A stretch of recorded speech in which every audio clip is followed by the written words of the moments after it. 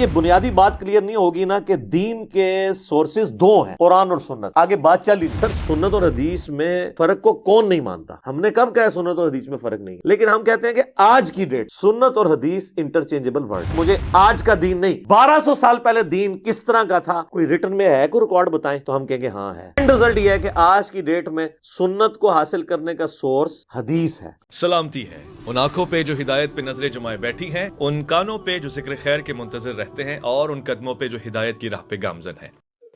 अस्सलाम वालेकुम जी, एक सवाल एक बेटी का आया है फॉरवर्ड होके कि जब हम मजहब को अडॉप्ट करना चाहते हैं या उसके बारे में कुछ सीखना चाहते हैं तो कुछ लोग किताबुल काफी से लेते हैं और कुछ लोग बुखारी शरीफ से लेते हैं, तो उनके कुछ आपस में डिफरेंसेस भी आ जाते हैं।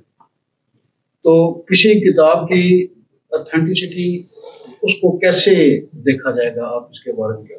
बुखारी और काफी जी दोनों किताबें दीन की किताबें नहीं, तारीख की किताबें। तो इस वजह से दीन तो कुरान से लें या सुन्नत, ये दोनों किताबें तारीख की हैं। आप गलत जगह चले गए हैं। तारीख के मामले में ऑथेंटिसिटी कोई नहीं होती। ज्यादा से ज्यादा ये है कि मेरी तहकीक ये है, आपकी तहकीक ये, इससे आगे कुछ नहीं होता।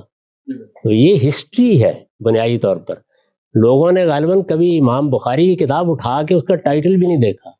ये जो बात मैं अर्ज कर रहा हूँ इन्होंने टाइटल पे लिखी हुई, ये रसूलुल्लाह और रसूलुल्लाह के बाद के जमाने की या जमाना रिसालत की तारीख लिख रहा हूं मैं।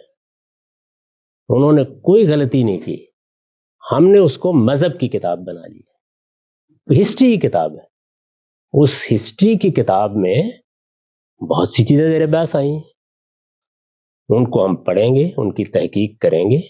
उनके बारे में आखिरी दर्जे में भी अगर कोई आदमी ये कहे कि मेरा पूरी तरह इत्मीनान हो गया है फलां बात के ऊपर, वो इत्मीनान भी खुद इमाम बुखारी के बकौल ज्यादा से ज्यादा क्या है, जन, गुमाने गालिब।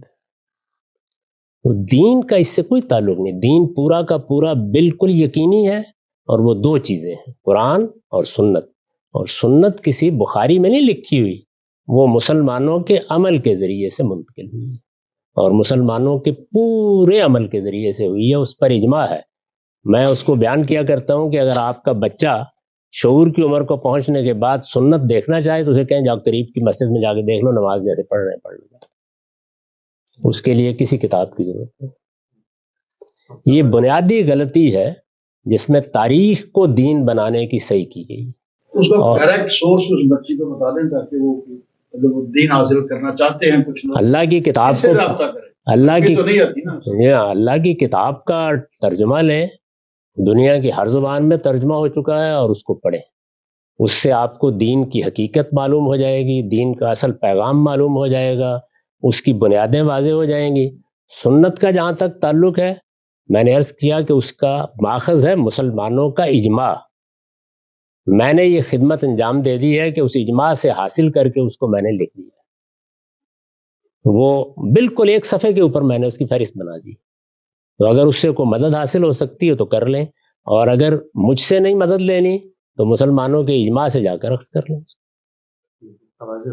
बिल्कुल मुत्तफक अलैह, कोई अदना दर्जे का इख्तलाफ नहीं। अंडरस्टैंडिंग के मसाइल में जिस तरह कुरान को समझने में बाज़ चीज़ें मुख्तलिफ ही हो जाती हैं उस पर, और वो अंडरस्टैंडिंग के मसाइल, और कोई चीज़ नहीं। हदीस की सेहत के ऊपर सवाल है। आप कई दफ़ा इतराज़ात वगैरह में आपने जिक्र किए कि कुछ सही बुखारी में, मुस्लिम में, जिसको लोग एज अ होल हमेशा कुरान के बाद सबसे सही किताबें समझते हैं, उसमें हमने कई दफ़ा तहकीक की है चेन वगैरह पे, जो अस्माउर रिजाल वगैरह, उसके अंदर जब आप एक हदीस को क्रिटिसाइज करते हैं, उसकी चेन को क्रिटिसाइज करते हैं, जिस तरह मैंने आपसे पहले भी कहा था हज़रत आयशा की उम्र फॉर एग्जांपल, मैंने जब उस वक्त उसको देखा था तो मेरा ज़हन नहीं मानता था कि मेरे नबी ने एक बच्ची से निकाह किया। उस वजह से मेरे दिल में एक शक पैदा हुआ। फिर वक्त के साथ साथ जब मैंने इल्म हासिल किया, मैंने उस चेन को देखा वगैरह वगैरह, तो उसमें आपका इस्तेदलाल भी काम आया। جب آپ ایسی چیز کو دیکھتے ہیں تو آپ کے ذہن میں ایک شاید فلسافیکل سوال کیا ہے، انہیرنٹلی بنیادی طور پہ اس کا متن برا، آپ کے لیے برا تھا کہ یہ میرا نبی ایک بچی سے شادی نہیں کر سکتا، یا آپ اس متن کو ایکسپٹ کرنے کے لیے تیار تھے اگر آپ کو چین مطمئن کر دیتی؟ اور یہ اسی طرح مسلم حدیث جو ہے ازواج مطہرات کے بارے میں، جہاں پہ نبی پاک نے آتا ہے کہ شادی کی فوراً ان کے ساتھ رات گزاری، تو یہ جو چیزیں ہیں، یہ جو احادیث ہے، اس کو کیسے آپ مطلب؟ میں نے اپنی کتاب میزان میں جہاں مبادی تدبر حدیث بیان کیے ہیں، وہاں پر یہ بتایا ہے کہ ہمارے ہاں محدثین نے جو سند کو، جس کو آپ چین کہہ رہے ہیں، اس کو دیکھنے کے لیے جو اصول متعین کیے ہیں، وہ میرے نزدیک بالکل صحیح ہیں۔ ان میں نہ ایک حرف کا اضافہ کرنے کی ضرورت ہے، نہ کوئی کمی کرنے کی ضرورت ہے۔ ان کا اطلاق کرنے میں اختلاف ہو جاتا ہے بعض اوقات، وہ بغیر کسی تعصب کے اور بے لاگ طریقے سے کرنا چاہیے۔ لیکن خود محدثین یہ کہتے ہیں کہ محض سند کسی روایت کے نہ رد کے لیے کافی ہے، نہ قبول کے لیے کافی ہے۔ اس کے بعد اس کو لازماً کچھ متن کی تنقیح کے معاملات کی روشنی میں دیکھا جائے گا، اور اس کو ویسے محدثین تو 5-7 صورتوں میں بیان کرتے ہیں، میں نے اس کو پریسائز کر دیا ہے کہ یہ دیکھا جائے گا کہ اس میں کوئی چیز قرآن و سنت کے خلاف تو نہیں ہے، کوئی چیز علم و عقل کے مسلمات کے خلاف تو نہیں، یعنی جو علم اور عقل میں مانی ہوئی چیزیں ہیں۔ یہ چونکہ تاریخی ذخیرہ ہے، یعنی میں نے ابھی عرض کر دیا کوئی دین نہیں ہے، یہ تاریخی ذخیرہ ہے، تو اس کو ان دونوں معیارات پر دیکھا جائے گا۔ دونوں معیارات پر پورے اترنے میں وہ تفریق کبھی پیدا ہی نہیں ہوتی جو آپ فرما رہے ہیں۔ وہ سند کی تحقیق صرف اس کو قابل توجہ بناتی ہے، نہ کہ قابل قبول بناتی ہے۔ یعنی گویا سند کی تحقیق کے بعد اب وہ میرے لیے ایک ایسی چیز ہے جس پر مجھے توجہ دے کر اس کی حقیقت سمجھنی ہے۔ لیکن ہر جو علماء اس حدیث کو مانتے ہیں وہ یہی استدلال کرتے ہیں نا کہ ان کے نزدیک بنیادی یہ چیز غلط ہے ہی نہیں، مطلب جس چیز کو آپ کہہ رہے ہیں عقل نہیں مانتے۔ یعنی علماء کا تو مجھے نہیں پتا، لیکن خود امام بخاری یہ نہیں کہتے، جی، خود جو سب سے بڑا محدث ہے وہ یہ نہیں کہتا، وہ تو یہ کہتے ہیں کہ یہ ہماری تحقیق ہے، اور اس سے زیادہ جو چیز حاصل ہوتی ہے وہ گمان غالب ہے۔ انہوں نے کبھی نہیں کہا کہ یہ غلط ہو ہی نہیں سکتا۔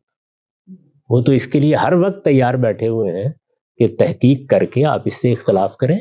چنانچہ جب سے انہوں نے یہ کتابیں لکھی ہیں، لوگ اس پر تنقید بھی کر رہے ہیں، اس سے اختلاف بھی کر رہے ہیں، اپنے دلائل بھی دے رہے ہیں۔ یہ بالکل صحیح ہے کہ بخاری مسلم میں بہت کم چیزیں ہیں جن پر تنقید کی ضرورت کبھی محسوس ہوئی ہے۔ میں اکثر لوگوں سے کہتا ہوں کہ دیکھیے، آپ اگر مقررات نکال دیں تو 4-4.5 ہزار کے قریب روایتیں دونوں کتابوں میں بنتی ہیں۔ ان 4-4.5 ہزار میں ہم لوگوں نے بھی جو تنقیدات کی ہیں ان کو شامل کر کے پچھلی 14 صدی تو نہیں کہنا چاہیے، 4 تو گزر چکی تھی، 1000 سال بھی آپ مان لیں، 1000 سال کے اندر کل جن روایتوں کو قابل تنقید سمجھا گیا ہے یا سمجھا جا سکتا ہے وہ 200 سے زیادہ نہیں۔ میرا تو خیال ہے کہ بہت بڑا خراج تحسین ہے کسی مصنف کے لیے اور کسی کام کرنے والے کے لیے، تو اس کو ایسے دیکھنا چاہیے۔